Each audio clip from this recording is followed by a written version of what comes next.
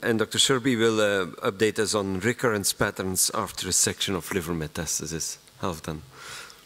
Morning. I was given the task here to tell you about recurrence patterns after resection of liver metastasis from colorectal cancer. And as you've been shown, the 5-year survival is about 40% after resection. However, as many as 75% of patients will have a recurrence. The recurrences are mainly in the liver and the lung. And if you look through the studies, about 20 to 40% will have a liver-only recurrence, whereas about 15 to 20, or in some studies 30%, will have a lung-only recurrence.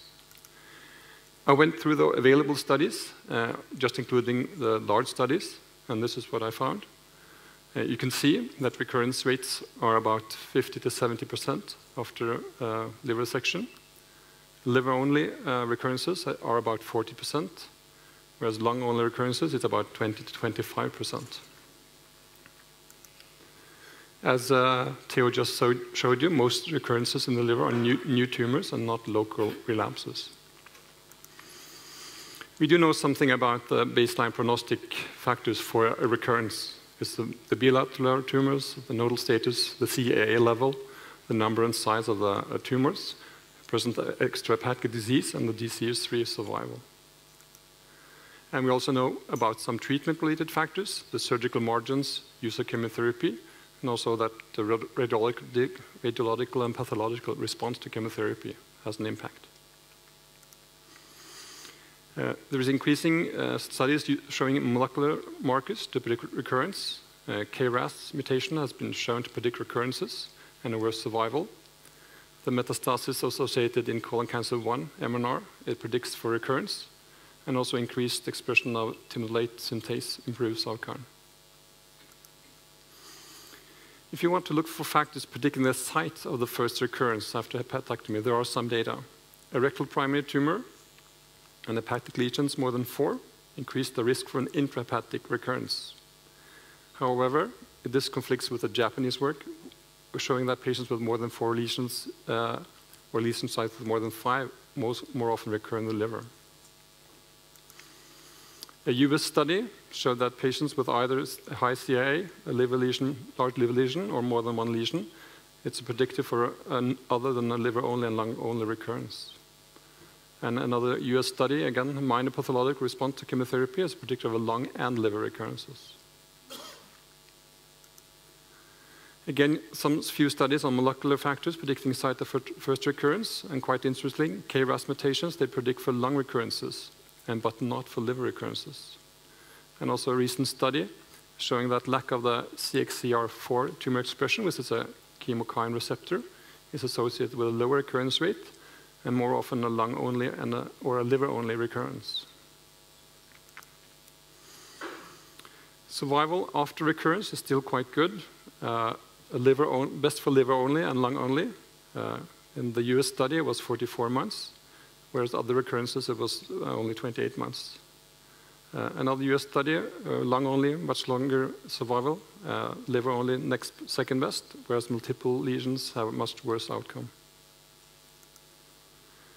And recurrences can very often be retreated with a new surgical approach. In one study, 60% of recurrences had a re-resection, and as many as 85% if it was located to the liver or in the lung. And 5-year survival rate was 38%. Another study, 50% of lung recurrences were resected. Survival was better if the lung recurrence was resected compared with the liver recurrence resection. And several studies show that the second liver resection will give a 5-year survival of 40 to 50%, with a median survival above 40 months. This was the data available. As the data was so scarce, we decided to look into the EPOCH study and see what recurrence patterns showed in this study. Bernard told you the EPOCH design. What is important to remember is that 53% of this population only had 1 lesion, and only 20% had more than 2. So you have to keep this in mind when you compare it to other studies. Bernard showed you that preoperative chemotherapy increases the PFS and also survival. We have done a predictive factor analysis to try to locate the patients who benefit the most from a preoperative therapy. And we could see that in patients with a normal CEA, we could find no benefit of the preoperative therapy, whereas in patients with a high elevated CA and a good performance status, there was a significant benefit of the preoperative treatment. So back to the recurrence patterns. Well, we looked for the resected patients and where the recurrences were located. We found 205 patients have had a recurrence, 40% with a liver-only recurrence, and 24% with a lung-only recurrence, quite in accordance with the literature. 13% another solitary organ, and 22% the multiple organs. Only 2 patients did not specify the location of the first recurrence. We then did baseline factors in testing for the influence of the site of the first recurrence, using all the well-known factors for this. And at the time of analysis, the median follow-up was 8 years. This is an exploratory analysis, very important. And we used univariate prognostic factor analysis. We used a significant level of 0.05. And cumulative incidences of recurrences were compared between subgroups using competing risk techniques.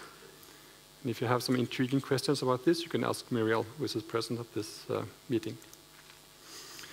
So, the risk for liver-only recurrence as the first place was significantly increased, if you're looking at all patients, when you had synchronous metastatic disease initially, if you had more than one initial liver metastasis, which is quite sensible, and also a bit more surprising maybe that if the patient had no prior chemotherapy, which was 5FU, which was allowed, also liver recurrences were more frequent. It's more easy to see these factors if you look at the curves, recurrence curves.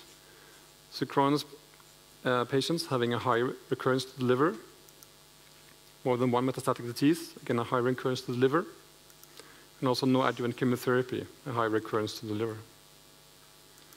What about the lung-only recurrences? Well, the risk for lung-only recurrence was increased when CAA was elevated at baseline, and we had metachronic disease.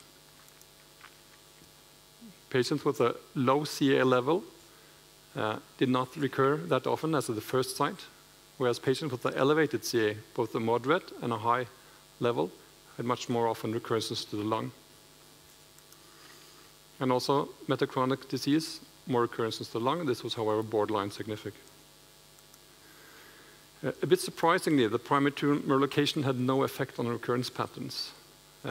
And one would expect maybe to the lung, but we could see no effect of that at all, which might be due that this population only had 1 to 2 metastatic lesions in general. We then looked at the treatment arms to see if there's any difference between the surgery arm and the perioperative chemotherapy arm. Concerning the risk for liver-only recurrence, we could see that the same factors for the combined arms were also quite similar for both the surgery arm and the perioperative arm. And for the lung-only recurrence, again, also the same trends with the CAA elevate and metachronic. The only thing we did find was that if you had a large tumor size above 3 centimeters, in the surgery arm, it predicted for a lung recurrence, whereas in the chemotherapy arm, there was no such trend at all. So then probably the most exciting is what effect does perioperative chemotherapy have on the recurrence patterns. This was done in eligible patients. We looked on the response to chemotherapy, but that did not predict recurrence patterns at all. What we ever could see was that perioperative chemotherapy, it reduces the liver recurrences, both the liver only and liver any. And again, showing the recurrence patterns. If you don't only have surgery, you have more recurrences to the liver compared to the patients receiving the perioperative chemotherapy. We did then some exploratory subgroup analysis. We found that the perioperative chemotherapy it reduced liver-only recurrence, especially significantly when the CAA was elevated, above 30. And you can see it's a quite impressive difference between those groups. Surgery group quite high, with the perioperatives much, much lower. 2 other groups were also, this is univariate analysis. It's too few patients to make a multivariate analysis. And we also could see that the perioperative chemotherapy it reduced also recurrences of the liver in initial, if the patient had 1 initial liver metastasis or 1 lymph nodes initial disease. Again, the curves are quite separate. One liver met, more recurrences if you only have surgery, and also lymphatic disease. When do you get a recurrence? Well, in general, it's about a year afterwards. For the liver only, a year, lung, a bit later maybe. Other solid organs, multiple also, it's quite similar. No difference between the two treatment arms. And looking here, it's a tendency for the lung only to recur a bit later, but it was not significant in this study. So how is survival after the date of recurrence? Well, for liver only and lung only, it's about 40 to 50 months, with the 5-year survival about close to 40%. Again, no differences between the treatment arms. Other solitary organs, shorter survival, and multiple organs, it's 16 months survival, 8% 5-year survival. And you can see again, the liver and lung only doing much better after recurrence.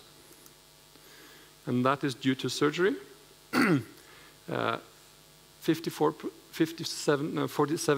of the patients could have another surgical treatment. No difference between the treatment arms. The rest of the patients received palliative chemotherapy. And the benefit of surgery is quite impressive, I thought.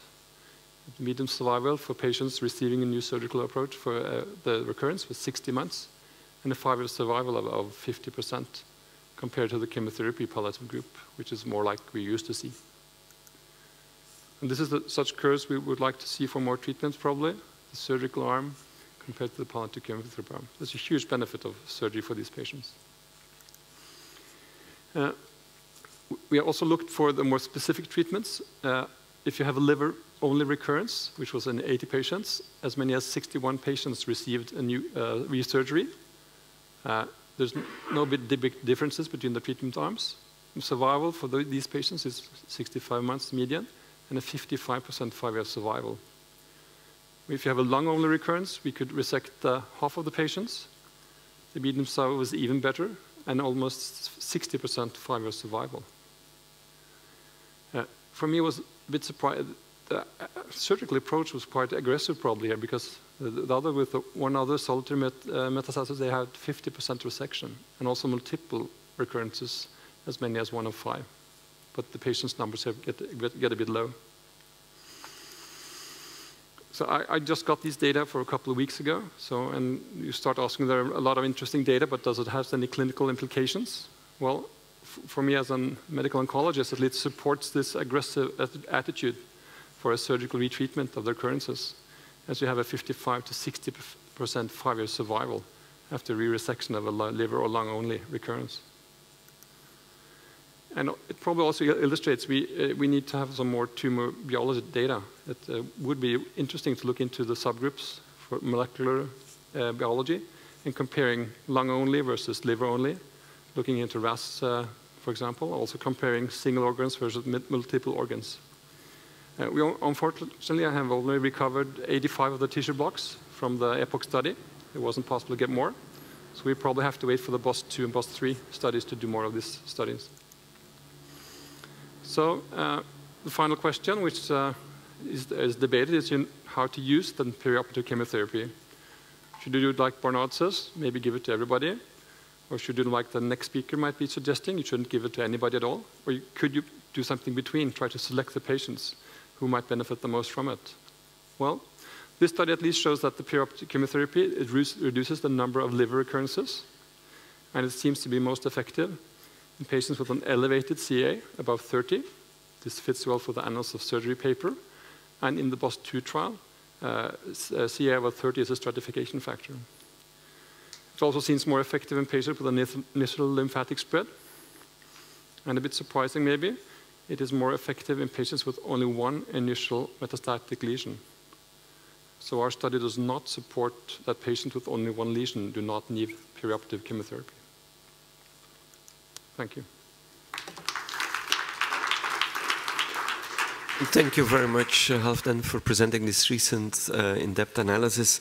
And the last speaker in this session is Dr. Jürgen Weitz from Germany.